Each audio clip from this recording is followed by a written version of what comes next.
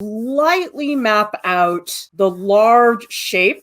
You don't want to get too dark, because if you get too dark too fast, it makes it really hard to make changes later on.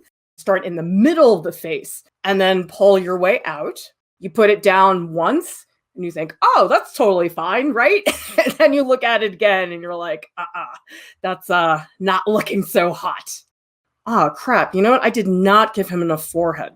So let's move that up. When you're drawing, you got to make changes.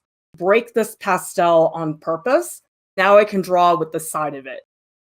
This gives me a great opportunity to just throw in big pockets of color, lay in these larger areas of color. So burnt sienna is going to help me resolve some of the issues with the face. So I'm just going to do a quick pass, use the side of it.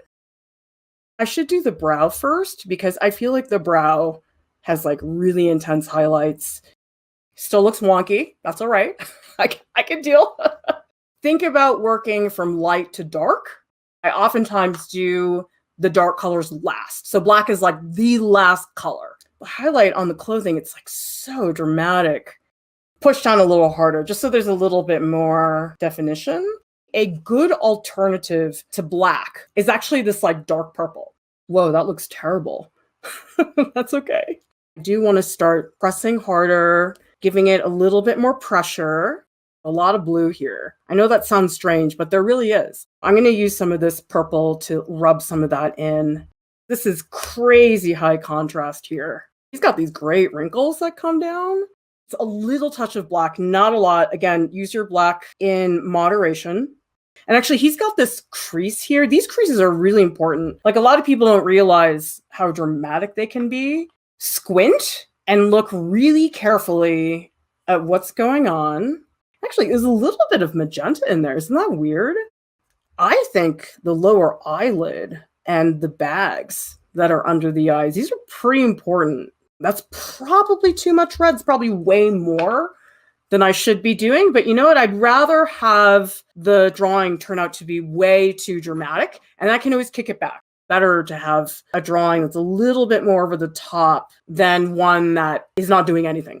If you guys start to introduce a new color, the key to making that work is you got to put it everywhere.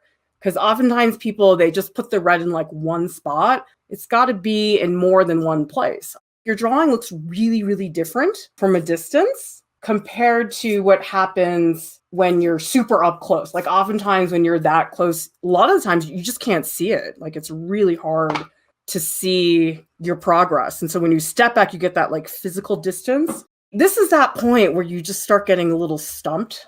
You start asking yourself, I know it's not done, but I'm not totally sure exactly what needs to happen to actually get it done. I call it the plateau. And it's fine. It's just, it's frustrating because you feel like you're not really making a lot of progress. But you are. Gotta make bad drawings if you want to make good ones. Colors that you think are not going to match are actually really good to start. And then you can layer them. You can shift them and change them.